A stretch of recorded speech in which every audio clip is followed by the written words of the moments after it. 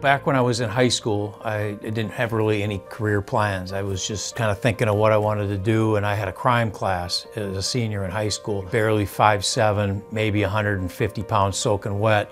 And I told my dad, he says, well, what are you going to do? And I said, well, I think I'm going to go into law enforcement. And he looked at me and he said, you're not tall enough to go into law enforcement. You should go into sales. I was going to school for law enforcement back in the 80s and was working on my 4-year degree. And I had run into a classmate that I had graduated with probably 2 or 3 years earlier. And she had just gotten a job as a clerk with the Minneapolis FBI.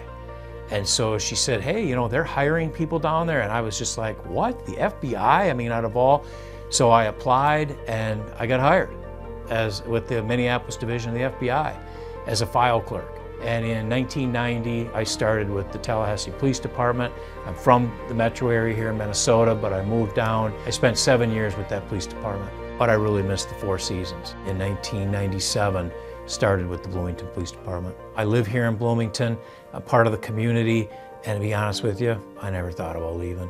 I just, you know, I got a 3-mile drive down the road each day. I love this city. I think it's well run, and this police department, I'll put it up against anyone in the state, is one of the best. I served 8 years on the SWAT team. I had an opportunity to go down to New Orleans right after Hurricane Katrina came and devastated the coast. Just working and seeing not only the Bloomington Police Department and those that I served with on the SWAT team, but other police entities and agencies throughout the United States that came together to help that city.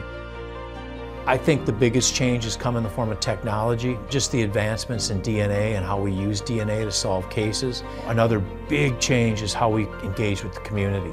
And we realize the value of connecting with the community, and when we tell them that they're partnering with us to create a safe environment for them to live, work, play, visit Bloomington, we truly mean it. And that doesn't just mean some, it means everybody. Well, as a Bloomington resident, I'm excited for Chief Hodges to start. I think he's going to have a great career here. I know he's excited as well. I've got some projects up north. My wife and I bought a 33-acre, 100-year-old farm, and so we've been kind of tearing down and rebuilding. That would keep me busy. I just always was able to kind of find a way to, you know, show some empathy, show some compassion. And I see that, you know, in the men and women of the Bloomington Police Department on a daily basis. I hear about it from the community. No doubt the people. That's what I'll miss.